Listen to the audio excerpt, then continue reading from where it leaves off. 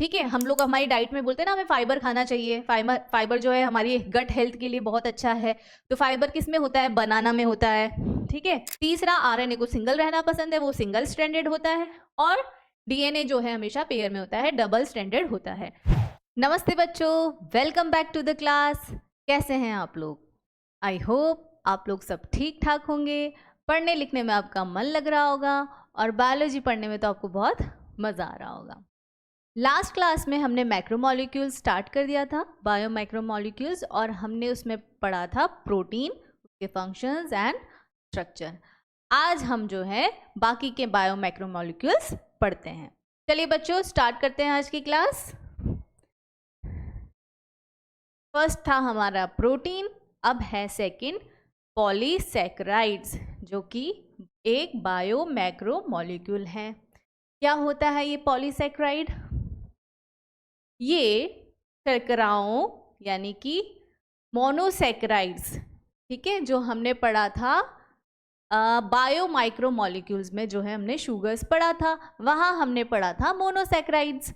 तो मोनोसैकेराइड्स, ठीक है, के बहुलक होते हैं, यानी कि पॉलीमर होते हैं किसके? मोनोसैकेराइड्स के। कौन? पॉलीसैकेराइड्स। ठीक है।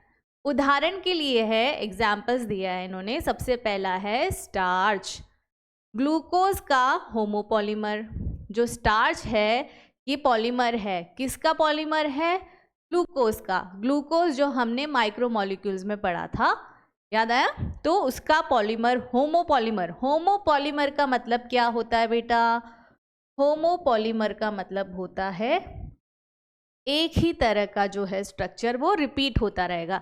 यानी कि ग्लूकोज है तो बार बार ग्लूकोज रिपीट होता रहेगा और उसकी चेन बनेगी और उससे बनेगा हमारा पॉलीसैकेराइड यानी कि starch. Repetition of same sugar. ठीक है। दूसरा एग्जाम्पल है हमारा सेलुलोज। यहाँ पे आपको स्टार्च का दिख रहा है स्ट्रक्चर, सर्पिल। ठीक है। दूसरा है आपका सेलुलोज। सेलुलोज जो है वो किसका पॉलीमर है? ये भी ग्लूकोज का पॉलीमर है। तो फिर स्टार्च और सेलुलोज में क्या डिफरेंस है? सेलुलोज और स्टार्च में, उनमें स्ट्रक्चर में डिफरेंस है। स्टार्च जो है ये भी ग्लूकोज का पॉलीमर है, और सेलुलोज जो कि कॉटन है, जो आपको दिख रहा है ना यहाँ पे, ये कॉटन है, कॉटन बॉल्स। ठीक है, किसकी बनी होती है? सेलुलोज की। तो सेलुलोज भी जो है ग्लूकोज का पॉलीमर है, लेकिन यहाँ पे स्ट्रक्चर देखो आप किस तरह से है। ठीक है, ये इसका स्ट्रक्चर है और ये स्टार्च का स्ट्रक्चर है, और इसी स्ट्रक्चर के डिफरेंस की वजह से जो स्टार्च होता है वो आपका देता है क्या? Iodine test. ठीक है, और सेलुलोज वो आयोडीन टेस्ट नहीं देता। ठीक है, ये हम पढ़ेंगे अभी आगे। तीसरा है आपका ग्लाइकोजन। ग्लाइकोजन भी किसका है? पॉलीमर है, किसका? होमोपॉलीमर ऑफ, ये भी ग्लूकोज का। पर यहाँ पे भी आप देखोगे क्या है? स्ट्रक्चर डिफरेंट हो गया। इसमें देखो ब्रांच्ड चेन दिख रही है आपको, ये चेन और फिर इसकी ब्रांचेस निकल रही है। तो ये क्या हो गया आपका? ग्लाइकोजन। ग्लाइकोजन कहाँ होता है? क्या बना हुआ है ये? लीवर। जब हमारी बॉडी में बहुत सारा ग्लूकोज इकट्ठा हो जाता है तो वो क्या होता है? लीवर में जाके स्टोर हो जाता है in the form of glycogen. ठीक है। चौथा है आपका इन्यूलिन। इन्यूलिन ये किसका पॉलीमर है? Homopolymer of fructose. यहाँ पे ये ग्लूकोज का नहीं है, ये है फ्रक्टोज का होमोपॉलीमर। कौन सा? इन्यूलिन। और ये रहा आपका इन्यूलिन का स्ट्रक्चर। इन्यूलिन जो है ये एक तरह का फाइबर है। ठीक है, हम लोग हमारी डाइट में बोलते हैं ना हमें फाइबर खाना चाहिए। फाइबर जो है हमारी गट हेल्थ के लिए बहुत अच्छा है। तो फाइबर किस में होता है? बनाना में होता है। ठीक है, तो ये जो है एक तरह का डाइटरी फाइबर है, डाइट में लिया जाने वाला फाइबर, इन्यूलिन। ठीक है, चलिए आगे बढ़ते हैं। कुछ जटिल कॉम्प्लेक्स पॉलीसैकेराइड्स अमीनो शर्कराओं यानी एमिनो शुगर से बनती है। वो तो सिंपल पॉलीसेक्राइड से, और जो कुछ कॉम्प्लेक्स जो पॉलीसेक्राइड्स होते हैं वो किससे बनते हैं? एमिनो शुगर से, यानी कि उसमें एक एमिनो ग्रुप भी ऐड होगा उस शुगर में, और उसको क्या बोलते हैं? उसको बोलते हैं glucosamine. Glucose plus amine, glucosamine, ठीक है। और एन एसिटाइल, अगर एक और ग्रुप इसमें जोड़ दिया है तो एन एसिटाइल ग्लूकोसामिन, ठीक है। क्या हो गया? अगर उसमें अमीनो ग्रुप और जोड़ दिया हमने तो ग्लूकोसामिन और एन एसिटाइल ग्लूकोसामिन, जो और भी ज़्यादा कॉम्प्लेक्स जो है पॉलीसेक्राइड्स है उसमें होता है। इसका उदाहरण है आपका पास काइटिन। काइटिन जो है एक तरह का कॉम्प्लेक्स पॉलीसेक्राइड है जो कि एक एन एसिटाइल ग्लूकोसामिन, किसका है ये? किससे बनता है? एन एसिटाइल ग्लूकोसामिन का समप्रकार बहुलक यानी कि होमोपॉलीमर है। किसका होमोपॉलीमर है काइटिन? एन एसिटाइल ग्लूकोसामिन का, ठीक है। और क्या विशेषता है इसकी? यह आर्थ्रोपॉड्स, आर्थ्रोपॉड्स क्या होता है बेटा? ये हम अभी जीव जगत पढ़ेंगे तो उसमें आपको समझ में आएगा। अभी एग्जाम्पल के थ्रू मैं आपको बता देती हूँ। आर्थ्रोपॉड्स जितने भी आपके इंसेक्ट्स हो गए, स्पाइडर्स हो गए, ठीक है, झींगा हो गए जो पानी में पाया जाता है, ये केकड़ा हो गया, ठीक है, ये सब क्या होते हैं? आर्थ्रोपॉड्स होते हैं। तो ये जो बोल रहे हैं, क्या बोल रहे हैं कि आर्थ्रोपॉड्स का जो एक्सोस्केलेटन होता है उसमें जो है काइटिन पाया जाता है। और किस में पाया जाता है काइटिन? कवकीय कोशिका भित्ति, सेल वॉल ऑफ फंगस, ठीक है, फंगल सेल वॉल में पाया जाता है काइटिन, और एक्सोस्केलेटन ऑफ आर्थ्रोपॉड्स, ठीक है। और काइटिन किसका बना होता है? एन एसिटाइल ग्लूकोसामिन, ठीक है बच्चों।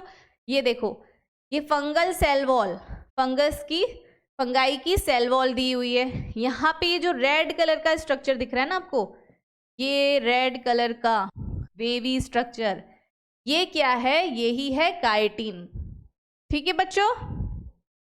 चलिए आगे बढ़ते हैं। पॉलीसैकेराइड्स में ग्लाइकोसिडिक बंध यानी कि ग्लाइकोसिडिक बॉन्ड प्रेजेंट होता है। अब पढ़ते हैं हम ग्लाइकोसाइडिक बॉन्ड क्या होता है। कल हमने पेप्टाइड बॉन्ड पढ़ा था, ठीक है, जब हम प्रोटीन्स पढ़ रहे थे। अब जब पॉलीसैकेराइड्स पढ़ रहे हैं तो हम क्या पढ़ेंगे? यहाँ पे आएगा ग्लाइकोसिडिक बॉन्ड। क्या होता है ग्लाइकोसिडिक बॉन्ड क्या होता है? अब यहाँ पे आपको दिख रहे हैं दो मोनोसैकेराइड्स यानी कि शुगर्स, सिंपल शुगर्स दिख रहे हैं, ठीक है। अब हमने इनको कर दिया ऐड, और जब भी शुगर की बात हो रही है, ह्यूमन बॉडी की अगर बात हो रही है, तो वहाँ पे किसकी बात होती है? राइबोस की। किसकी बात होती है बेटा? अपना फेवरेट कलर ले लेती हूँ मैं,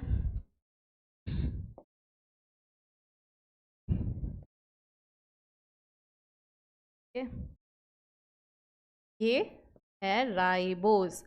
मैंने आपसे पहले भी कहा था कि राइबोस का जो स्ट्रक्चर है वो आप लोग जो है उसको याद कर लो, ठीक है। राइबोस का जो स्ट्रक्चर है इस तरह का स्ट्रक्चर होता है, ठीक है, इसको आपने याद कर लेना है। अभी हम न्यूक्लिक एसिड पढ़ेंगे, वहाँ पे भी आने वाला है। अभी तो ये मोनोसैकेराइड है, ठीक है।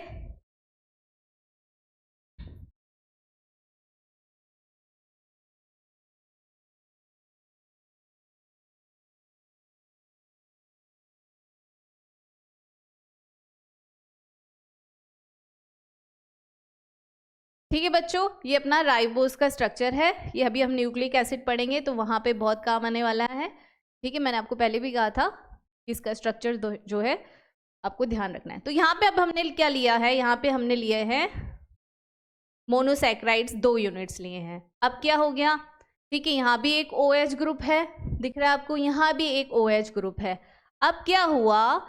यहाँ से निकल जाएगा H2O, ठीक है, ये यहाँ से निकल जाएगा एक H2O, ठीक है, H2O।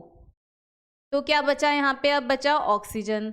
अब ये ऑक्सीजन जो है यहाँ पे एक बॉन्ड फॉर्म हो गया ऑक्सीजन के साथ, और इसी को क्या बोलते हैं, ग्लाइकोसिडिक लिंकेज। ठीक है, H2O निकल गया यहाँ से, H2O निकलते ही यहाँ पे जो बना अपने पास बॉन्ड ऑक्सीजन के साथ, ये हो गया आपका क्या, दो मोनोसैकेराइड्स के बीच में जो बॉन्ड बना वो क्या हो गया, ग्लाइकोसिडिक लिंकेज। और ये मोनोसैकेराइड्स की जो सब यूनिट्स थी अब बन गई क्या, डाइसैकेराइड। आ गई बात आपको समझ में। तो यानी कि पॉलीसैकेराइड्स में कौन सा बॉन्ड होता है, ग्लाइकोसिडिक बॉन्ड। यह वह बंध होता है जो तब बनता है जब व्यक्तिगत मोनोसैकेराइड्स दो कार्बन परमाणुओं, कार्बन एटम्स के बीच निर्जलीकरण यानी कि डिहाइड्रेशन द्वारा आपस में जुड़ जाते हैं। डिहाइड्रेशन यानी कि H2O का रिमूवल के बाद जब दो मोनोसैकेराइड्स जुड़ जाते हैं, ग्लाइकोसिडिक लिंकेज फॉर्म होता है और बन जाता है हमारा क्या, डाइसैकेराइड। ठीक है बच्चों, आगे बढ़ते हैं। अब ग्लाइकोजन के एक भाग का आरेखीय निरूपण, यानी कि ये जो स्ट्रक्चर था आपका ग्लाइकोजन का जो अभी हमने पढ़ा था, ठीक है, अब इसको इन्होंने मॉलिक्यूलर फॉर्म में दिखाया। ये दिख रहा है ना आपको, ब्रांच्ड जो स्ट्रक्चर था, ब्रांच्ड स्ट्रक्चर था। ठीक है, अब इसको इन्होंने मॉलिक्यूलर फॉर्म में दिखाया है। ठीक है, तो ये तो आपकी चेन हो गई, और ये आपकी हो गई क्या, साइड चेन। साइड चेन या ब्रांच जो ऐसे निकली हुई है ना, और ये आपकी एक मेन चेन हो गई। ठीक है, तो इसका अगर मॉलिक्यूलर स्ट्रक्चर देखेंगे तो आप ऐसे देखेंगे, ये सब क्या है, मोनोसैकेराइड्स है सब। ठीक है, ये आपस में किससे जुड़े हैं, किससे जुड़े हैं, ये कौन सा बॉन्ड है, ग्लाइकोसिडिक बॉन्ड है। ठीक है बच्चों, अब आप देखो जब ब्रांच निकल रही है यहाँ से, ठीक है, यहाँ से जो ब्रांच निकल रही है, अगर हम नंबरिंग करें, ये पहला कार्बन, दूसरा, तीसरा, चौथा, ठीक है, चौथा कार्बन हो गया। ठीक है, अब ये जो इसका चौथा कार्बन है, ये इसके पहले कार्बन से जो है बॉन्ड फॉर्म कर रहा है। एक मिनट बच्चों,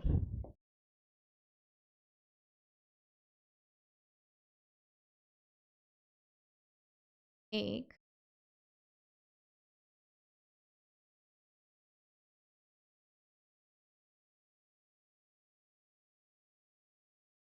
छठा है ये।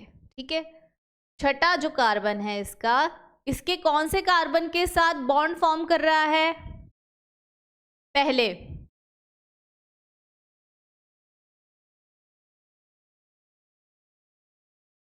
ठीक है, तो यानी कि ये कौन सा हो गया, अल्फा 1,6 ग्लाइकोसिडिक बॉन्ड। और जो यहाँ पे हमने देखा था स्टार्च में, वहां पे क्या होता है, अल्फा 1,4, अल्फा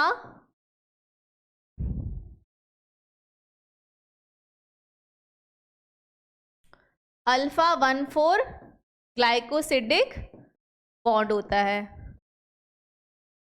ठीक है बच्चों, और ग्लाइकोजन में क्या होता है, अल्फा 1,6 ग्लाइकोसिडिक बॉन्ड होता है। ठीक है, चलिए आगे बढ़ते हैं। स्टार्च क्या है, स्टार्च, यहाँ पे आपको स्ट्रक्चर दिख रहा है स्टार्च का, और यहाँ पे स्ट्रक्चर दिख रहा है सेलुलोज का, वही स्ट्रक्चर जो अभी हमने जस्ट पढ़ा। ठीक है, स्टार्च एक सर्पिल द्वितीयक संरचना, हेलिकल सेकेंडरी स्ट्रक्चर दिख रहा है आपको, यहाँ पे सर्पिल स्ट्रक्चर है। ठीक है, बनाता है। यह सर्पिल भाग में आयोडीन अणुओं यानी कि आयोडीन मॉलिक्यूल्स को रोक लेता है, जिससे नीला रंग दिखाई देता है। अब ये जो स्टार्च है, ठीक है, ये क्या करता है, सबसे पहले तो मैं आपको बता देती हूँ आयोडीन टेस्ट है क्या।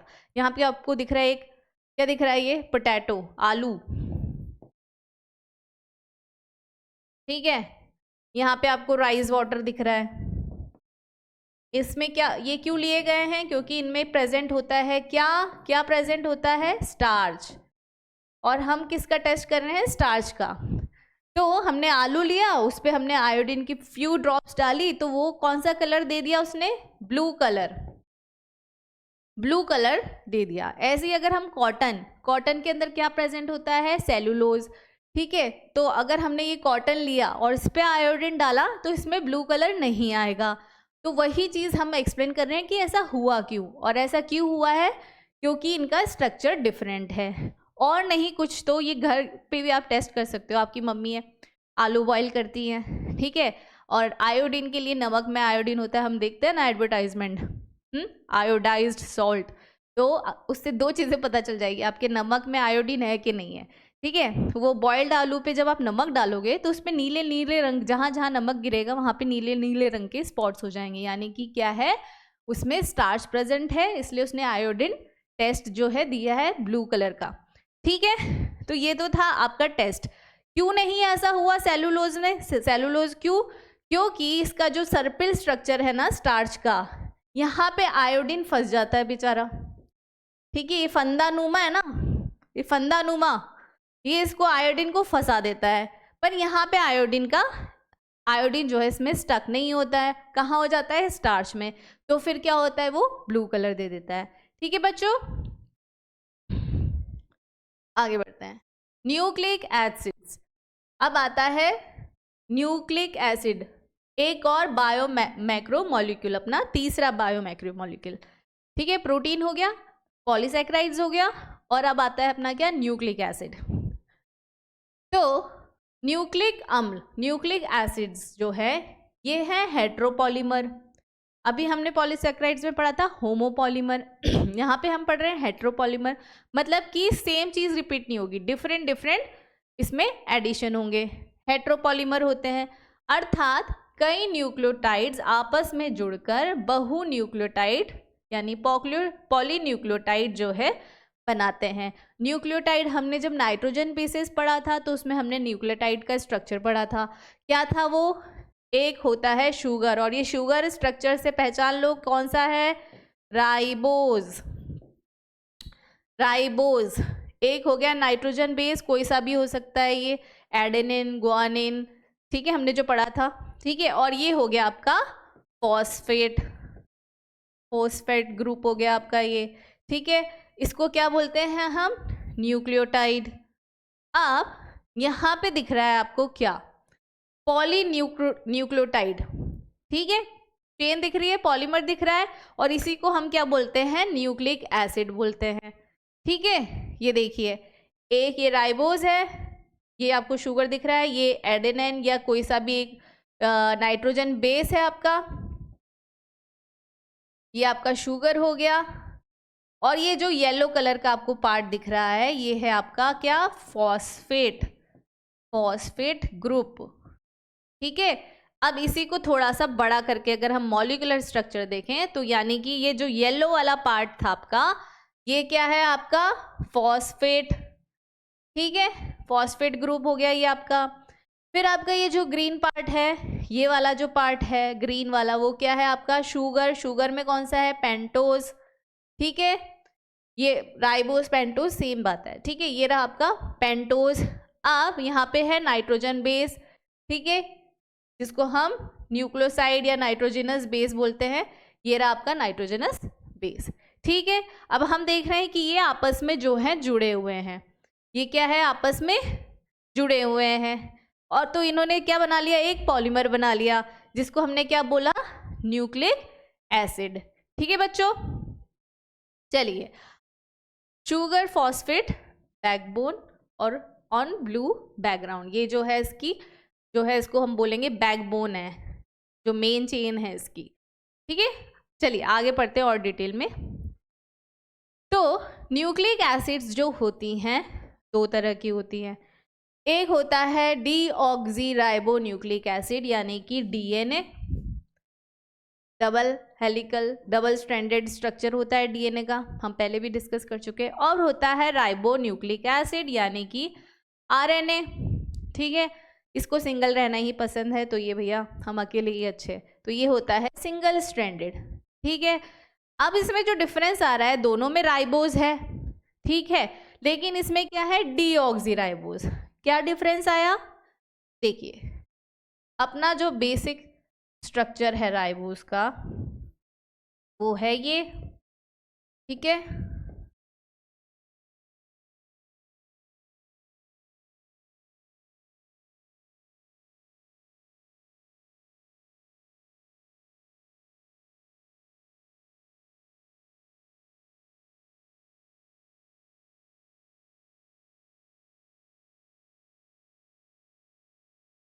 ठीक है, ये हो गया क्या हमारा राइबो न्यूक्लिक एसिड का राइबोज, ठीक है।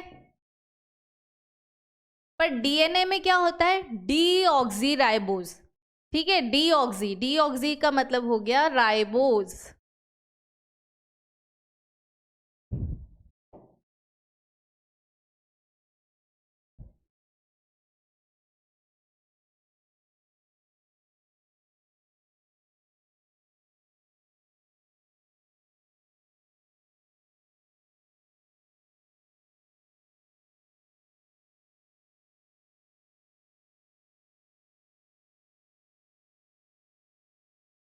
ठीक है। ये हो गए आपके 2 कार्बन, ठीक है। यहाँ पे भी आप देखो 1 कार्बन, ठीक है, 5 कार्बन होते हैं।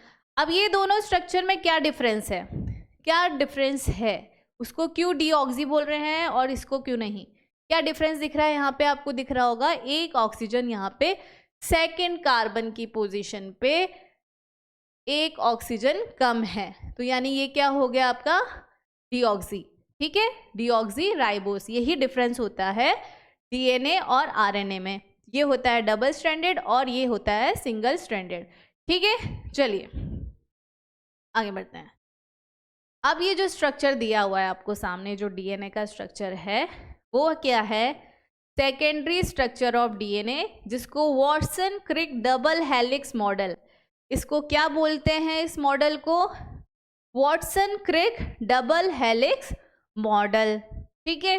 समझाने के लिए आपको स्ट्रेट लाइन में यहाँ पे अलग से दिया हुआ है, लेकिन जो मेन स्ट्रक्चर है वो इस तरह से होता है, ठीक है। क्या क्या दिख रहा है इसमें, हमको शुगर फॉस्फेट बैकबोन दिख रही है ये वाली, और यहाँ पे अगर देखा जाए तो ये जो है ये क्या है आपकी, क्या है ये शुगर फॉस्फेट बैकबोन है, और ये जो बीच में दिख रहे हैं आपको ये क्या है, नाइट्रोजनस बेस है, ठीक है।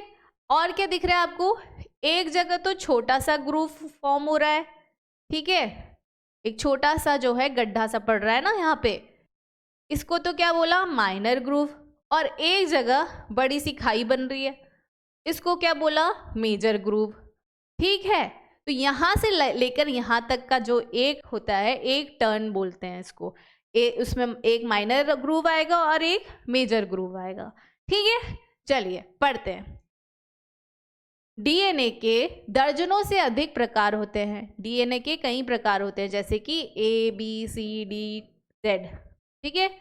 डीएनए में 2 पॉलीन्यूक्लियोटाइड श्रृंखला होती है, दिख रही है आपको, दो श्रृंखलाएं दिख रही है, जो विपरीत दिशाओं में यानी एंटी पैरेलल में व्यवस्थित होती है। ये क्या है, एंटी पैरेलल चल रही है दोनों, ठीक है। एक द्वितीय कुंडली यानी कि डबल हेलिक्स बनाती है, एंटी पैरेलल चल रही है, 2 स्ट्रैंड्स हैं, और क्या है, एक डबल हेलिक्स जो है स्ट्रक्चर जो है ये बना रही है। आगे बढ़ते हैं, और क्या हो रहा है यहाँ पे, डीएनए में एक न्यूक्लियोटाइड में होते हैं, न्यूक्लियोटाइड में क्या क्या होते हैं, नाइट्रोजन क्षार होता है, डीऑक्सी राइबोस शुगर होता है, जो भी मैंने बताया डीऑक्सी राइबोस शुगर आपको, आरएनए में क्या होता है राइबोस शुगर, और डीएनए में क्या होता है deoxy ribose, deoxy ribose sugar, ठीक है। और क्या डिफरेंस है दोनों के स्ट्रक्चर में, सिर्फ एक ऑक्सीजन का सेकंड कार्बन पे डिफरेंस है, यहाँ पे चीटिंग हुई है सेकंड कार्बन पे, ठीक है। आगे बढ़ते हैं। तीसरा क्या है, फॉस्फेट समूह, और एक फॉस्फेट ग्रुप जो है प्रेजेंट होगा, ठीक है। अब यहाँ देखो आप, ये जो है राइबोस ग्रुप हो गया, और यहाँ पे आपको दिख रहे हैं फॉस्फेट ग्रुप दिख रहे हैं। ये आपका पेंटोज शुगर है, मतलब राइबोस, पेंटोज बोलो या राइबोस बोलो, ठीक है। राइबोस कौन सा है? डीऑक्सी, ये हमेशा याद रखना, डीएनए की बात हो रही है यानी कि डीऑक्सी राइबोस, ठीक है। और ये क्या है? कलरफुल से जो अलग अलग दिख रहे हैं आपको, ये है नाइट्रोजनस बेस, ठीक है। चलिए आगे बढ़ते हैं। अब डीएनए की जो रीढ़ है, बैकबोन है, एक शुगर फॉस्फेट शुगर चेन द्वारा बनती है। शुगर फॉस्फेट शुगर, ये दिख रहा है आपको, sugar phosphate sugar, S P S P S P S, ठीक है। ये जो है ये आपकी बैकबोन है, जो किससे बन रही है? आपकी शुगर फॉस्फेट शुगर से, ठीक है। और सीढ़ियाँ यानी स्टेप्स का निर्माण करते हैं क्या? नाइट्रोजन क्षार युग्मों, नाइट्रोजन बेस पेयर से जो है इनके बीच में सीढ़ियाँ बनी है। सीढ़ियाँ नुमा दिख रहा है ना आपको? ये क्या है? Nitrogen base pair. पेयर क्यों बोलेंगे? क्योंकि इस चेन पर एक नाइट्रोजन बेस है और इस चेन पे एक नाइट्रोजन बेस है, और ये दोनों आपस में जुड़ गए हैं, ठीक है। ये दोनों जो है आपस में जुड़ गए हैं, जैसे ए टी से जुड़ता है और जी सी से जुड़ता है, ये मैंने आपको पहले भी बताया हुआ है, ठीक है। तो ये इन्होंने क्या, एक सीढ़ियाँ बना दी हैं आपस में जुड़ के, ठीक है। डीएनए में पाए जाने वाले नाइट्रोजन क्षार, डीएनए में कौन से नाइट्रोजन क्षार पाए जाते हैं? एडेनिन, गुआनिन, थायमिन और साइटोसिन। तो ये जो ए जी सी टी आपको दिख रहे हैं, ये क्या है? एडेनिन, गुआनिन, थायमिन और साइटोसिन, ठीक है। यूरेसिल, एक हमने पहले पढ़ा था, यूरेसिल भी होता है, जब हम नाइट्रोजन बेसिस पढ़ रहे थे तो हमने पढ़ा था यूरेसिल।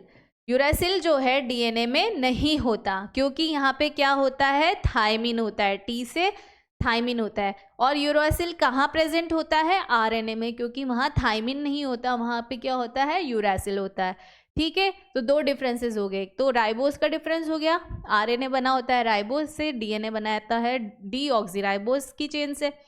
और दूसरा डिफरेंस क्या आ गया? आरएनए में यूरेसिल होता है और डीएनए में थायमिन होता है। तीसरा, आरएनए को सिंगल रहना पसंद है, वो सिंगल स्ट्रैंडेड होता है, और डीएनए जो है हमेशा पेयर में होता है, डबल स्ट्रैंडेड होता है, ठीक है। चलिए अब आगे बढ़ते हैं। Adenine pairs with thymine with 2 hydrogen bonds, ठीक है, 2 हाइड्रोजन बॉन्ड्स। और guanine pairs with cytosine GC at GC, ठीक है, ATGC बाय 3 हाइड्रोजन बॉन्ड्स। तो जीसी में कितने 3 हाइड्रोजन बॉन्ड? यहाँ पे 2 है, यहाँ पे 3 है, दिख रहा है आपको स्ट्रक्चर में, ठीक है। चलिए आगे बढ़ते हैं। फिर आता है इसमें एक फॉस्फेट अणु, एक फॉस्फेट मॉलिक्यूल। ये जो आपका दिख रहा है ना, ये क्या है? आपका फॉस्फेट मॉलिक्यूल है, ठीक है। फॉस्फेट मॉलिक्यूल जो है न्यूक्लियोटाइड की शर्करा के, न्यूक्लियोटाइड की जो शर्करा है, यानी कि ये वाला स्ट्रक्चर जो है राइबोस, डीऑक्सीराइबोस के तीसरे कार्बन को अगले न्यूक्लियोटाइड के 5वें कार्बन से जोड़ता है। इसका क्या मतलब हुआ बेटा? इसका मतलब ये हुआ कि ये जो फॉस्फेट ग्रुप है, ये जो है अगली न्यूक्लियोटाइड के जो है 5वें कार्बन से जुड़ा होगा, ठीक है। तीसरा कार्बन, यहाँ पे तीसरे कार्बन से अगर ये शुरू हुआ है तो इसके 5वें कार्बन से जो है ये जुड़ेगा, ठीक है। चलिए आगे बढ़। फॉस्फेट और शर्करा के OH समूह यानी कि हाइड्रोक्सिल ग्रुप के बीच जो बंध बनता है, ठीक है, ये शुगर, ये तो फॉस्फेट है ही आपका, फॉस्फेट है ना, ये ब्लैक डॉट जो है, ठीक है। ये दो आप देख रहे हो, 2 शुगर्स के बीच में है। तो ये जो बॉन्ड है, ये जो बॉन्ड फॉर्म हुआ है, ये इसे क्या कहते हैं? इसे बोलते हैं एस्टर बॉन्ड, ठीक है, एस्टर बॉन्ड। एस्टर बॉन्ड किससे बन रहा है? फॉस्फेट से, ठीक है। और आसपास क्या है इसके? शुगर है, यानी कि एक फॉस्फेट से 2 जगह पे एस्टर बॉन्ड बन रहे हैं। तो क्योंकि यह एस्टर बंध दोनों ओर मौजूद है, दोनों तरफ जो है इसके मौजूद है, इसलिए इसे क्या बोलते हैं? फॉस्फोडाइएस्टर बंध। आया आपको समझ में? क्यों बोला इसको फॉस्फोडाइएस्टर बंध? भाई ये आपका हो गया, आपका ये फॉस्फेट हो गया, ये आपका जो है फॉस्फेट जो है ग्रुप है आपका, ये यहाँ पे P है, ठीक है।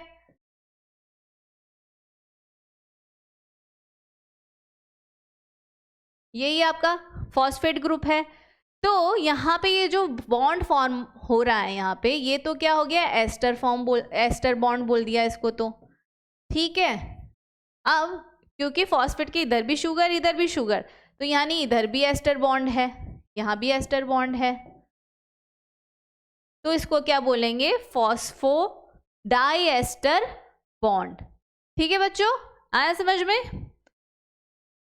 और एक राइबोस के फॉस्फेट ग्रुप जो है दूसरे जो शर्करा है उसके 5वें कार्बन या तीसरे कार्बन से जो है वो जुड़ेगा। ये जो 5' और 3' दिख रहा है ना आपको, उसका मतलब यही है कि क्या है उसका मतलब? फॉस्फेट और शर्करा के OH समूह यानी हाइड्रोक्सिल ग्रुप के बीच जो बंध बनता है उसे तो हमने क्या कहा? एस्टर बॉन्ड कहा। और एक फॉस्फेट अणु यानी कि फॉस्फेट मॉलिक्यूल एक न्यूक्लियोटाइड की शर्करा के तीसरे कार्बन को अगले न्यूक्लियोटाइड की शर्करा के 5वें कार्बन से जो है जोड़ता है, ठीक है। अब आता है इसमें क्या? शर्करा और नाइट्रोजन क्षार के बीच जो बंध होता है उसे एन ग्लाइकोसिडिक बंध कहा जाता है। किसके बीच में? नाइट्रोजन बेस और शुगर के बीच में। ये जो एडेनिन है, ठीक है, ये क्या है? नाइट्रोजन बेस है ना ये, ठीक है। और ये क्या है? ये आपका शुगर है। तो ये वाला जो बॉन्ड फॉर्म हो रहा है शुगर और नाइट्रोजन क्षार के बीच का जो बंध है, इसको क्या बोलते हैं? एन ग्लाइकोसिडिक बॉन्ड, ठीक है बच्चों, आगे बढ़ते हैं। इन DNA one full turn has 10 steps 10 base pairs. मैंने क्या बताया था आपको? एक टर्न में एक मेजर ग्रूव होता है, एक बड़ी खाई होती है और एक छोटी खाई होती है। तो यहाँ से लेके यहाँ तक क्या है? ये एक 1 टर्न है, 1 टर्न, ठीक है। और 1 टर्न में क्या होता है? 1 फुल टर्न में क्या होता है? 10 स्टेप्स होती हैं, 10 सीढ़ियाँ बनी हुई है, 10 सीढ़ियाँ हैं, यानी कि 10 बेस पेयर्स होते हैं, 10 बेस पेयर। बेस पेयर किसका? Nitrogen base pair, ATGC ATGC, ऐसे 10 बेस पेयर जिनको 10 स्टेप्स बोला गया है, 1 फुल टर्न ऑफ DNA। अब आती है लेंथ ऑफ 1 फुल टर्न। इसकी लेंथ कितनी होगी? इस पूरे की यहाँ से लेकर एक छोटा माइनर ग्रूव आ गया, एक मेजर ग्रूव आ गया, ठीक है। माइनर ग्रूव, मेजर ग्रूव, छोटी खाई बड़ी खाई, यहाँ से यहाँ तक 1 टन है। और इसकी लेंथ कितनी है? 3.4 नैनोमीटर। अब बेटा कंफ्यूज मत होना, यहाँ पे नैनोमीटर बोला है, यानी कि 10 टू द पावर -9 अगर नैनोमीटर बोला है तो, ठीक है। अब यहाँ पे लिखा है 34 आर्मस्ट्रॉन्ग, 34, वहाँ पे लिखा था 3.4 नैनोमीटर। जब नैनोमीटर बोलेंगे तो 3.4, जब आर्मस्ट्रॉन्ग बोलेंगे तो क्या होगा? क्योंकि ये है 10 टू द पावर -10, तो यूनिट का डिफरेंस है, वहाँ 10 टू द पावर -9 है, इसलिए क्या बोल रहे हैं वहाँ पे? 3.4। और यहाँ पे 34 आर्मस्ट्रॉन्ग क्यों बोला? क्योंकि 10 आर्मस्ट्रॉन्ग यूनिट बदल गई, वहाँ नैनोमीटर था, यहाँ आर्मस्ट्रॉन्ग हो गया, ठीक है। तो यानी कि ईच स्टेप का कितना हो गया?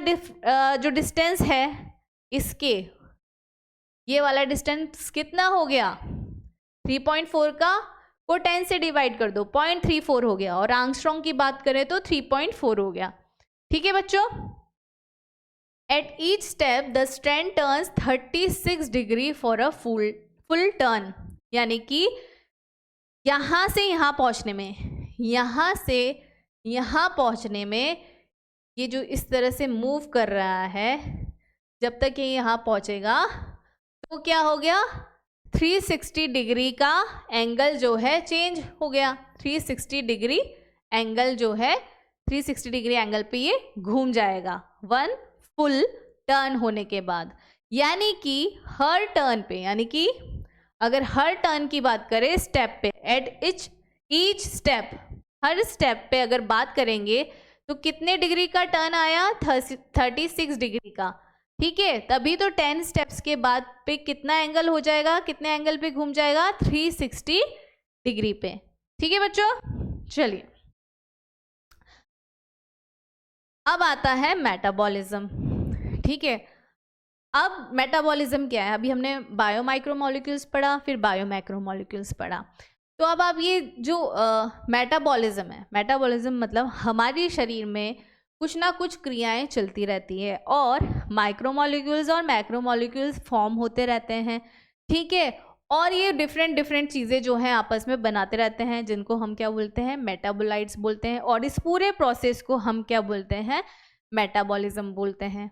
ठीक है, चलिए पढ़ते हैं क्या होता है ये है हमारा शरीर, हमने खाया खाना, कुछ भी खा सकते हैं हम, कार्बोहाइड्रेट्स, फैट्स, अदर्स। ठीक है, मैंने खाना खाया, अब क्या होगा, खाना खाने के बाद में मेरे अंदर होगी एनर्जी प्रोड्यूस, एटीपी प्रोडक्शन।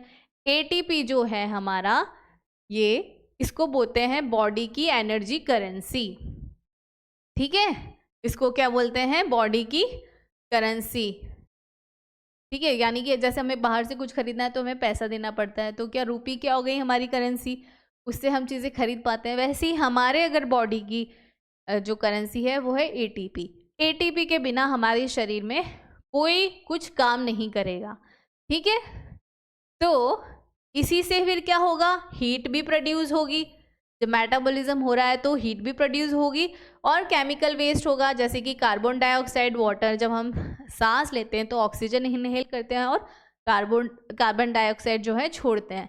ठीक है, और उसी दौरान हमारी शरीर के अंदर बहुत सारी चीज़ें हो रही है, एटीपी प्रोड्यूस हो रहा है, और उसी को हम बोलते हैं मेटाबॉलिज्म। बहुत सारी क्रियाएं चल रही हैं। ठीक है, जैसे फूड इनटेक लिया, फिर फूड ब्रेक डाउन हुआ, खाना खाया, खाना टूटा, एनर्जी क्रिएट हो गई, फिर वो एनर्जी कहाँ पे लग रही है, कुछ बॉडी की मरम्मत करने में लग रही है। ठीक है, और अगर हम कोई भाग दौड़ कर रहे हैं, कसरत कर रहे हैं, तो वहाँ पे एनर्जी चाहिए, तो थोड़ी बहुत एनर्जी वहाँ लग रही है। ठीक है, तो ये पूरा जो है, ये जो प्रोसेस है, ठीक है, ये क्या है, मेटाबॉलिक प्रोसेस है।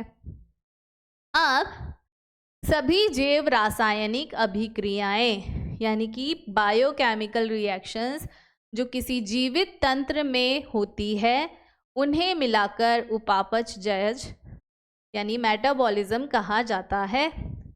जैसे कि ये जितनी भी बायोकेमिकल रिएक्शन हो रही है ना, जिससे हीट प्रोड्यूस हो रही है, एटीपी प्रोडक्शन हो रहा है, ठीक है, इसको क्या बोला जाता है, इसको बोला जाता है मेटाबॉलिज्म। उदाहरण के लिए है एमिनो अम्ल, यानी कि एमिनो एसिड से CO2 हटाना, कार्बन डाइऑक्साइड हटाना, क्या बनाता है, अमाइन। ठीक है, अगर एमिनो एसिड से कार्बन डाइऑक्साइड अगर रिमूव कर दें तो एमीन बन गया। ठीक है, न्यूक्लियोटाइड क्षार नाइट्रो, ठीक है, इससे अगर एमिनो समूह हटाना, ठीक है, फिर आपका आ गया ग्लाइकोसिडिक बंध, जो बॉन्ड है का जल अपघटन, हाइड्रोलिसिस। ठीक है, हाइड्रोलिसिस, वहाँ पे भी क्या चाहिए आपको, एनर्जी चाहिए। ये सारे जो हैं बायोकेमिकल रिएक्शन जो हमारी बॉडी में चलते रहते हैं, ये उसके उदाहरण दिए हैं। ठीक है, आगे बढ़ते हैं। अब आप यहाँ पे देख रहे हो ग्लूकोज से ट्रायोस बन रहा है, पायरुवेट एसीटेट, फिर ये TCA साइकिल, ये पढ़ेंगे हम अभी डिटेल में आगे। ठीक है, ये पेंटोज है, पेंटोज यानी कि राइबोज अपना, ठीक है, ये बन रहा है, फिर टेट्रोज। ठीक है, फिर यहाँ पे एलेनिन, ये हमारे एमिनो एसिड्स हैं। ठीक है, ग्लाइसिन, सिरिन, ये सब बन रहे हैं। फिर मेटाबोलाइट्स, सेकेंडरी मेटाबोलाइट्स बन रहे हैं ये, ठीक है। तो ये सब क्या है, मेटाबॉलिक प्रोसेस के मेटाबोलाइट्स। जो भी प्रोडक्ट इसमें फॉर्म हो रहे हैं, बीच में बन रहे हैं, वो क्या है, मेटाबोलाइट्स। उपापचयी अभिक्रियाओं के मध्यवर्ती उत्पादों को उपापचयी पदार्थ या मेटाबोलाइट्स कहा जाता है। दूसरा, उपापचयी पथ यानी कि मेटाबॉलिक पाथवे में इन पदार्थों का प्रभाव एक निश्चित गति और दिशा में होता है, जैसे ट्रैफिक। इस प्रभाव को कहा जाता है शरीर के घटकों की गतिशील अवस्था, dynamic state of body constituent. यानी कि ये जो पूरा जो प्रोसेस हो रहा है ये एक डायरेक्शन में चलता रहता है, ठीक है, जिसको क्या बोलते हैं, dynamic state of body constituent. यानी कि हमारी जो बॉडी है वो हमेशा कभी भी इक्विलिब्रियम में नहीं रहती है, ठीक है, उसमें हमेशा कुछ ना कुछ चलता रहता है, वो जो है डायनेमिक, इसलिए क्या कहा जाता है, डायनेमिक स्टेट ऑफ बॉडी। अब आता है, इनके दो प्रकार होते हैं, मेटाबोलाइट्स के जो हैं दो प्रकार होते हैं। मेटाबॉलिज्म के जो प्रोसेस होते हैं उसमें क्या होता है, मेटाबोलाइट्स फॉर्म होते हैं, और ये जो हैं दो तरीके के होते हैं। कौन से हैं, प्राथमिक उपापचयी पदार्थ यानी प्राइमरी मेटाबोलाइट्स, और द्वितीयक यानी कि सेकेंडरी मेटाबोलाइट्स। प्राइमरी मेटाबोलाइट्स क्या हो गए, इनका जीवन के लिए आवश्यक जैव क्रियात्मक प्रक्रियाओं यानी कि फिजियोलॉजिकल प्रोसेस में पहचाने योग्य कार्य होता है, ये जीवन के लिए अनिवार्य है। तो यानी कि जो प्राइमरी जो मेटाबोलाइट्स होते हैं उनके बिना हम जीवित नहीं रह सकते, ठीक है, वो हमारे जीवित रहने के लिए बहुत ज़रूरी होते हैं। उदाहरण के लिए हैं एमिनो एसिड्स जो हमने पढ़ा, sugars, nucleic acid, lipids, vitamins, ये जो भी हमारे शरीर में बनते हैं ये हमारे सर्वाइवल के लिए बहुत ज़रूरी हैं। तो यानी कि ये कौन से हो गए हमारे प्राइमरी मेटाबोलाइट्स, ठीक है। द्वितीयक मेटाबोलाइट्स जो है यानी कि सेकेंडरी मेटाबोलाइट्स जो है ये सामान्य वृद्धि, विकास या प्रजनन में सीधे भाग नहीं लेते, यानी कि ये जो है हमारी ग्रोथ में इनका कोई रोल नहीं होता, ठीक है, प्रजनन में इनका कोई रोल नहीं होता, ना हमारे विकास में इनका कोई डेवलपमेंट में कोई रोल होता है। तो फिर ये क्यों बन गए, ये मुख्यतः पादपों यानी कि ये प्लांट्स में, कवकों यानी फंगाई में और माइक्रो ऑर्गेनिज्म में पाए जाते हैं, इसलिए ये इनका कोई रोल ही नहीं है हमारे अंदर, तो ये हमारे अंदर नहीं बनते। ये कहाँ बनते हैं, प्लांट्स में, फंगाई में और बैक्टीरियाज में बनते हैं, और वहाँ बनते हैं तो अब हम तो काम में लेंगे, ठीक है। यानी कि उदाहरण में आया आपके एल्कलॉइड्स, पिगमेंट्स यानी कि वर्णक, ठीक है, टर्पिनॉइड्स, आवश्यक तेल, विषैले पदार्थ, लैक्टिन्स और औषधियाँ, ठीक है, ये सब जो है हम काम में लेते हैं। हम इनको बनाते नहीं है, हमारे अंदर बनते नहीं है क्योंकि हमारे अंदर तो इसका कोई रोल नहीं है, लेकिन इनको बनाते हैं प्लांट्स, बैक्टीरियाज, फंगाई, और फिर हम इनको जो है उपयोग में ले लेते हैं, ठीक है। चलिए इनको और उदाहरणों से हम अच्छा बेहतर समझते हैं सेकेंडरी मेटाबोलाइट्स को, ठीक है। ये है इसके एग्जाम्पल। पिगमेंट्स की अगर बात करें, वर्णक की बात करें तो क्या है, कैरोटीनॉइड्स, ठीक है, ज़ैंथोनिन्स, ये दिख रहा है आपको, कैरोटीनॉइड्स, ये देखो कैरेट में है, पपाया में है, जो कलरफुल फ्रूट्स हैं, ठीक है, ये है कैरोटीनॉइड्स। फिर है कलरफुल फ्लावर्स दिख रहे हैं, ये है एंथोसाइनिन्स, ठीक है, और यहाँ पे आता है फिर आपका एल्कोलॉइड, ठीक है। ये तो पिगमेंट्स के एग्जाम्पल थे, ठीक है। तो जो कलर है, जो हमारे कपड़े होते हैं, कई बार वो प्लांट्स से उनको कलर लिया जाता है, उनको कलर किया जाता है, ठीक है। पुराने ज़माने के लोग थे वो जो प्लांट्स से ही जो है कलर को एक्सट्रैक्ट करते थे और उससे लिखा करते थे, ठीक है। फिर क्या आता है, दूसरा है एल्कलॉइड, ये प्लांट्स में होता है, इसका एग्जाम्पल है मॉर्फिन, कोडिन, ठीक है, ये रहा वो प्लांट, ये रहा अफीम बोलते हैं ना जिसको, ठीक है, इससे हमको मिलता है मॉर्फिन कोडीन। अफीम का जो पौधा होता है उससे हमको मिलता है मॉर्फिन और कोडीन। मॉर्फिन जो है कई बार कैंसर पेशेंट्स जो है जिनको बहुत ज़्यादा कीमोथेरेपी से बहुत ज़्यादा अनबेयरेबल पेन होता है, तो वहाँ पे हम उनको मॉर्फिन देते हैं उसको, ठीक है। तो इनका मेडिसिनल यूज़ है, पर यूज़ कौन कर रहे हैं? हम लोग, और प्रोड्यूस कौन कर रहे हैं? प्लांट्स। तो किस कैटेगरी में आते हैं ये मॉर्फिन कोडीन? एल्कलॉइड्स में, ठीक है। फिर आता है आपका नेक्स्ट है आपका टर्पिनॉइड्स। टर्पिनॉइड्स के क्या एग्जाम्पल हो गए? मोनोटर्पीन्स, ठीक है, और डाइटर्पीन्स, ये हैं आपके टर्पिनॉइड्स। इनके अंदर टर्पिनॉइड्स होता है, जैसे कि यूकलिप्टस ऑयल है, यूकलिप्टस जो प्लांट है उससे प्रोड्यूस होता है। सिनेमन, दालचीनी, जो आपके घर में आपकी मम्मी किचन में यूज़ करती होगी, ठीक है, जिसको हम फ्लेवर के लिए डालते हैं, ठीक है। ये क्लोव्स यानी कि लौंग हो गई, चाय में भी डालते हैं इसको फ्लेवर के लिए, ठीक है। जिंजर, अदरक, ठीक है। फिर ये जो येलो फ्लावर्स हैं जिनमें बहुत अच्छी खुशबू आती है, तो हम इनसे परफ्यूम बना लेते हैं।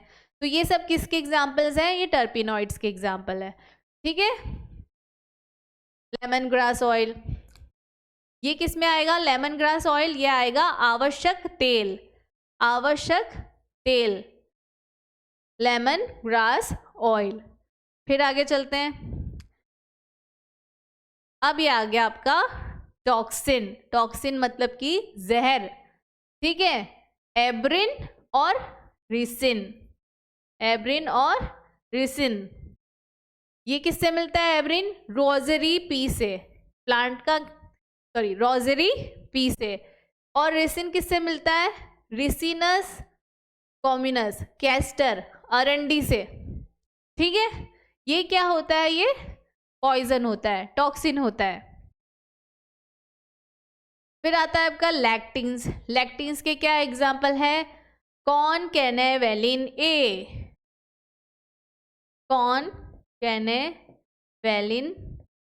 ए, ये क्या है? ये मिलता है इस प्लांट से, जिसको क्या बोलते हैं? जैकबीन, ठीक है। और ये क्या है? एक तरह का लैक्टिन। फिर आती है हमारी ड्रग्स, विनब्लास्टिन, कुर्क्यूमिन आदि, ठीक है। Vinblastine and vincristine are obtained from vinca rosea. ये जो प्लांट है इससे हमें क्या कौन सी ड्रग मिल रही है? विनब्लास्टिन और विनक्रिस्टिन। ये कौन सी होती है? एंटी कैंसर ड्रग्स हैं ये क्या है? Anti cancer drugs.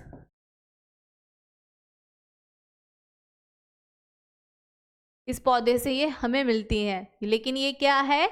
एक तरह का सेकेंडरी मेटाबोलाइट है, ठीक है। किस कैटेगरी में आता है? ड्रग्स की कैटेगरी में। वैसे ही कुर्कुमिन जो है टर्मरिक से मिलता है। हम बोलते हैं ना हल्दी को नेचुरल एंटीबायोटिक है, क्यों बोलते हैं उसको नेचुरल एंटीबायोटिक? कुर्कुमिन की वजह से, ठीक है।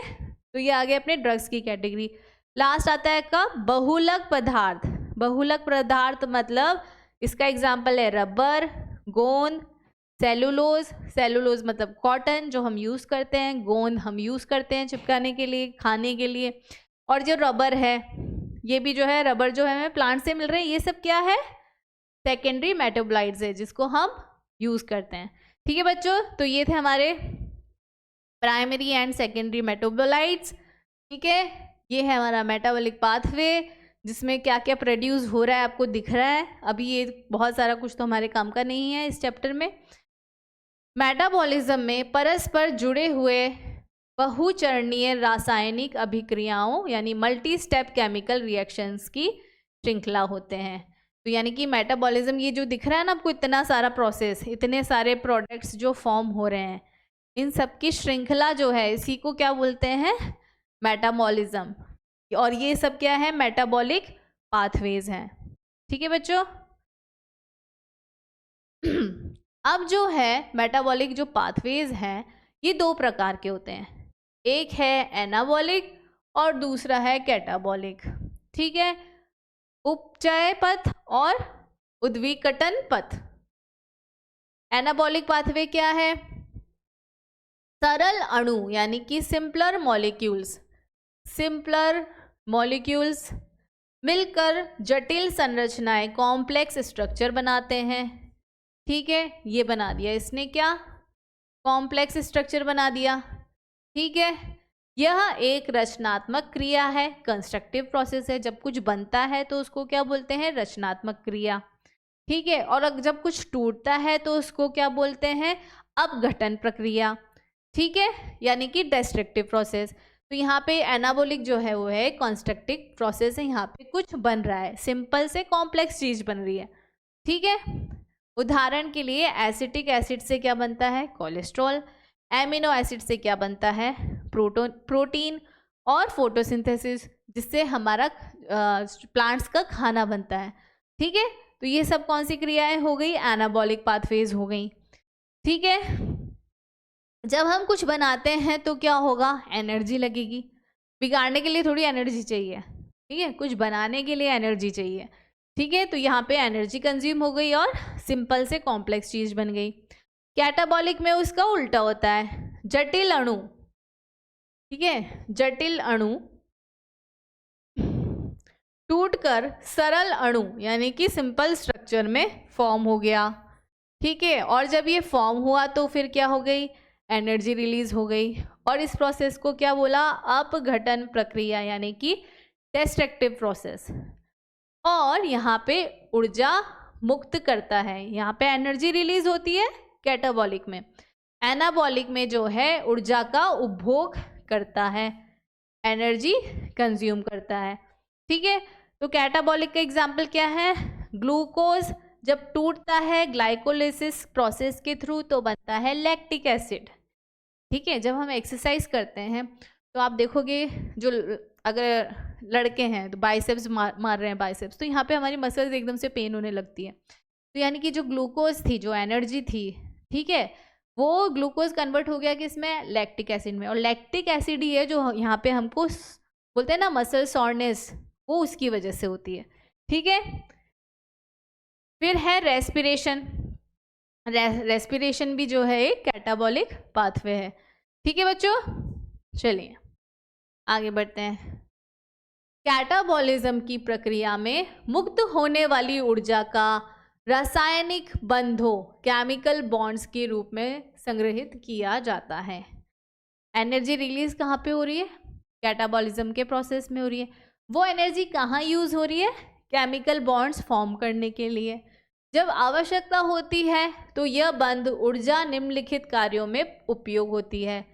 ठीक है, संश्लेषणात्मक कार्य यानी कि बायोसिंथेटिक वर्क, और परासरण कार्य यानी कि ऑस्मोटिक वर्क, और यांत्रिक कार्य मैकेनिकल वर्क। वो जो एनर्जी है वो कहाँ यूज हो रही है? बायोसिंथेटिक वर्क में यूज हो रही है, ऑस्मोटिक वर्क में यूज हो रही है, और मैकेनिकल वर्क में यूज हो रही है। जीवित प्रणालियों में सबसे महत्वपूर्ण ऊर्जा मुद्रा, एनर्जी करेंसी एटीपी, अभी हमने पढ़ा था। एटीपी जो है हमारी एनर्जी करेंसी है। इसको क्या बोलते हैं? एटीपी को एडेनोसाइन ट्राइफॉस्फेट। ठीक है, नाम से ही पता चल रहा है कि इसमें 3 तो फॉस्फेट होंगे, 1 2 3। ठीक है, और एडेनोसाइन यानी कि एडेनिन होगा, और एक होगा शुगर, और शुगर हमेशा क्या होता है? राइबोज। एडेनिन, राइबोज और 3 फॉस्फेट, ये बन गया आपका एटीपी, एडेनोसाइन ट्राइफॉस्फेट। और ये क्या है? हमारी एनर्जी करेंसी है। ये किसका स्ट्रक्चर दिख रहा है आपको? जाना पहचाना लग रहा है? ये कौन सा कोशिकांग है? माइटोकॉन्ड्रिया, याद आया? और माइटोकॉन्ड्रिया में क्या होती थी? एटीपी प्रोडक्शन, इसलिए इसको यहाँ पे दिया है। ठीक है, चलिए आगे बढ़ते हैं। किसी जीव ऑर्गेनिज्म के भीतर मेटाबोलाइट्स विभिन्न सांद्रताओं में उपस्थित होते हैं। ठीक है, सब में जो ये मेटाबोलाइट्स हैं, सब में मेटाबॉलिक प्रोसेस चल रहा है। ठीक है, तभी हम जिंदा हैं। तो सब में जो है अलग अलग क्वांटिटी में या कंसंट्रेशन में जो है मेटाबोलाइट्स प्रेजेंट होते हैं। उदाहरण के लिए सामान्य व्यक्ति के रक्त में ग्लूकोज जो है, ग्लूकोज का जो कंसंट्रेशन है वो कितना है, नॉर्मल ह्यूमन बीइंग में 4.2 to 6.1 ये है मोल पर लीटर, ठीक है, मिली मोल पर लीटर होता है। और हार्मोन्स की सांद्रता होती है नैनोग्राम प्रति मिलीलीटर, ठीक है। तो हमारे अंदर हार्मोन्स, ये जो हम लैब टेस्ट कराते हैं तो उसमें वो रेंज लिखी होती है ना, वो किस चीज़ की रेंज है, वो इन्हीं चीज़ों की रेंज है हमारे अंदर मेटाबोलाइट्स की। आगे बढ़ते हैं। इक्विलिब्रियम, संतुलन, संतुलन की स्थिति वाले तंत्र कार्य नहीं कर सकते, ठीक है। हमने अभी पढ़ा था कि जो है हम हमेशा एक डायनामिक स्टेट में रहते हैं, यानी कि कहीं पे हमारी बॉडी में कहीं कुछ बन रहा है, कहीं कुछ टूट रहा है, कहीं कुछ बिगड़ रहा है, कहीं एनर्जी रिलीज हो रही है, कहीं एनर्जी कंज्यूम हो रही है। हम इक्विलिब्रियम स्टेज पे नहीं हैं, ठीक है, हम किस पे हैं, डायनामिक स्टेट में हैं। क्योंकि जीवनधारी लगातार कार्य करते हैं, वे संतुलन की स्थिति प्राप्त नहीं कर सकते, अर्थात जीवित अवस्था एक असंतुलन स्तर अवस्था है ताकि कार्य किया जा सके, ठीक है। असंतुलन स्थिति शरीर की, मानसिक असंतुलन मत हो जाना, ठीक है। तो जो है हमारा शरीर जो है नॉन इक्विलिब्रियम स्टेडी स्टेट में होता है, तभी हम जो है जिंदा रह सकते हैं, काम कर सकते हैं। जीवित प्रक्रिया एक निरंतर प्रयास है ताकि संतुलन में ना जाए। बड़ी अजीब बात है ना कि संतुलन में ना जाए, ठीक है। यह प्रयास उपापचय यानी मेटाबॉलिज्म से प्राप्त ऊर्जा के माध्यम से पूरा होता है। अतः मेटाबॉलिज्म के बिना कोई जीवित अवस्था नहीं होती, यानी no living state without metabolism. अगर मेटाबॉलिज्म नहीं है, मेटाबॉलिज्म रुक गया तो आदमी खत्म, ठीक है बच्चों। तो ये था हमारा आज का लेक्चर कंप्लीट होता है। कुछ क्वेश्चंस हैं जो इससे रिलेटेड जो हमने पढ़े हैं अभी, bio macro molecules and metabolism, तो कुछ देख लेते हैं जो नीट में आए हुए हैं, प्रीवियस ईयर्स में पूछे गए हैं। पहला है, आर्थ्रोपोडो का काइटिन बाह्य कंकाल किसके बहुलकीकरण से बनता है? The chitinous exoskeleton of arthropods is formed by the polymerization of क्या? अभी हमने जस्ट पढ़ा, डायरेक्ट क्वेश्चन है ये। जो काइटिन होती है कहाँ पाई जाती है? एक तो फंगाई में पाई जाती है, और कहाँ? Exoskeleton of arthropods. किसका पॉलीमर है? काइटिन जो है किसका पॉलीमर है? लिपोग्लाइकेंस, हमने तो नहीं पढ़ा ये आज। Keratin sulphate and chondroitin sulphate, ये भी नहीं पढ़ा हमने। डी ग्लूकोसामिन, ग्लूकोसामिन तो पढ़ा था पर डी ग्लूकोसामिन नहीं पढ़ा था, यानी ये भी नहीं है। तो यानी कि करेक्ट आंसर क्या है? N acetyl glucosamine. इससे जो है काइटिन बना होता है, इसके पॉलीमराइजेशन से, ठीक है। नेक्स्ट है, शर्करा के दो अभिलक्षणिक कार्यात्मक समूह कौन से हैं? Two functional groups characteristics of sugar, पढ़ा था हमने शुगर। अभी कौन कौन से ग्रुप प्रेजेंट होते हैं? बहुत सिंपल है, डायरेक्ट क्वेश्चन है। हाइड्रोक्सिल और मिथाइल, कार्बोनिल और मिथाइल, कार्बोनिल और फॉस्फेट। शर्करा की बात हो रही है, ठीक है बच्चों। कार्बोनिल एंड हाइड्रोक्सिल यही प्रेजेंट होता है ना। नेक्स्ट,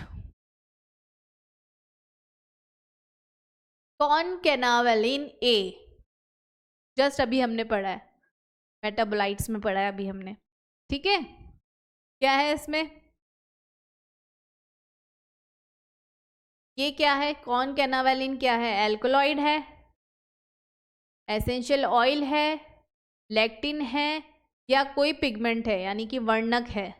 क्या है? किसका एग्जाम्पल में पढ़ा था हमने? याद करो,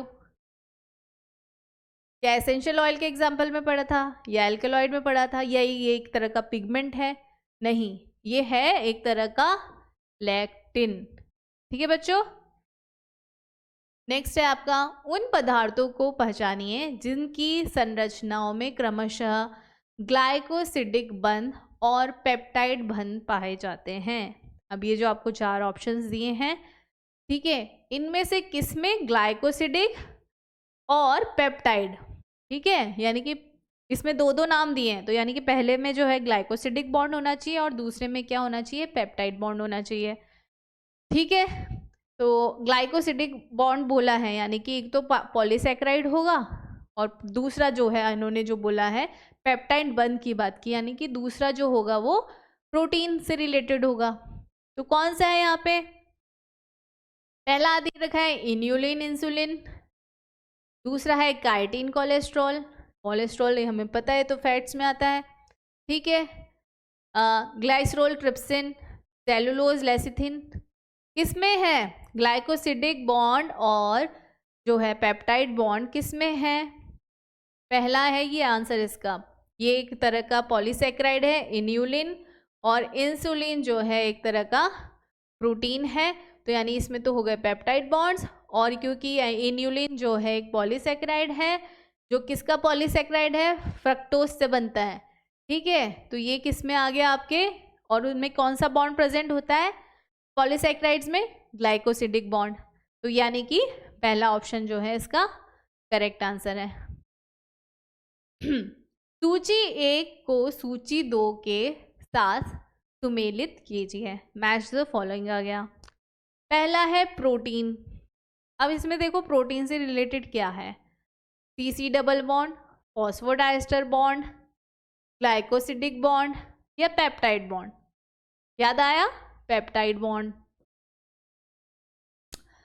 फिर आता है आपका अनसैचुरेटेड फैटी एसिड्स, जब हमने फैटी एसिड्स पढ़ा था तो हमने पढ़ा था सैचुरेटेड अनसैचुरेटेड, ठीक है, सैचुरेटेड मतलब हम तो तृप्त हो गए, अनसैचुरेटेड में कोई गुंजाइश थी, क्यों गुंजाइश थी, क्योंकि वहाँ पे CC डबल बॉन्ड होते थे, ठीक है, तो यानी कि अनसैचुरेटेड फैटी एसिड्स में जो है CC बॉन्ड होते हैं, तो ये हो गया इसका फर्स्ट। फिर आता है न्यूक्लिक एसिड, न्यूक्लिक एसिड से क्या रिलेटेड दिख रहा है आपको यहाँ पे, आपके 2 बचे हैं ऑप्शंस, फॉस्फोडाइस्टर बॉन्ड बचा है और ग्लाइकोसिडिक बॉन्ड बचा है। तो अभी हमने न्यूक्लिक एसिड जब हमने स्ट्रक्चर पढ़ा था किसका, DNA का स्ट्रक्चर पढ़ा था, तो हमने पढ़ा था वहाँ पे एक फॉस्फेट ग्रुप था, 2 शुगर ग्रुप से जुड़ता था, जिसको क्या बोलते थे हम, फॉस्फोडाइएस्टर बॉन्ड, ठीक है, तो यानी कि ये हो गया आपका न्यूक्लिक एसिड का। अब जो बच रहा है पॉलीसैकेराइड जो कि लास्ट है, ग्लाइकोसिडिक बॉन्ड होता है, ठीक है, तो अब ये देख लो हमारा आंसर किससे मैच हो रहा है, A का 4th, B का 1st, C का 2nd, D का 3rd, तो यानी कि पहला ऑप्शन जो है इसका करेक्ट आंसर है, ठीक है बच्चों। चलिए आज यहीं ख़त्म करते हैं, एक और क्वेश्चन है, रुको।